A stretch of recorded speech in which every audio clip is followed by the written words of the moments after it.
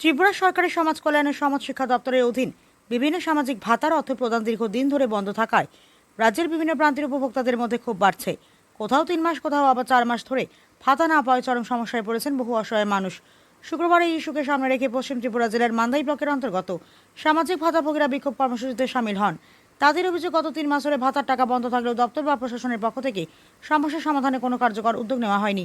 ফলে নিত্য প্রয়োজনীয় খরচ চালানো তাদের পক্ষে কঠিন হয়ে পড়েছে।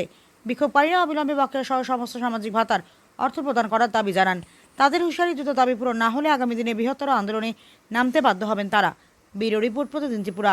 3 মাস গত হয়ে আছে, মানে আজকে জুলাই মাস, 3 মাস গত হয়েছে 2000 টাকা কইরা।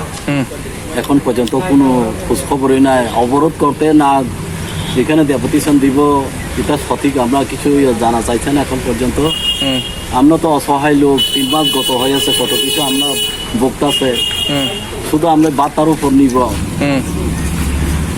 আমরা বুড়া বাতা আমরা কি কাজ করতাম পারি? কিছু কাজ করতাম পারি না। যখন সরকার বাহাদুর থেকে আমরা 2000 টাকা কইরা মোটামুটি বেতনের মতোই আমরা বার্তা পাইতেছে, এটাও এখন আপাতত বদই 3 মাস গত হয়েছে।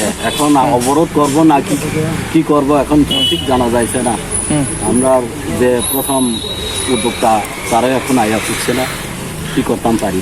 বিষয়টা নিয়ে আপনারা যদি আশ্বাস দিলে, আপনারা কোনো আশ্বাস যদি না দিলে আপনারা বাধ্যতামূলকে কি রাস্তা অবরোধ করবো, আন্দোলন করবো আমরা। আপনার নাম? মনমোহন দেববর্মা ব্র্যাকেট বৈষ্ণব। বাড়ি কোথায়? রবিয়া সর্দার। রবিয়া সর্দার না?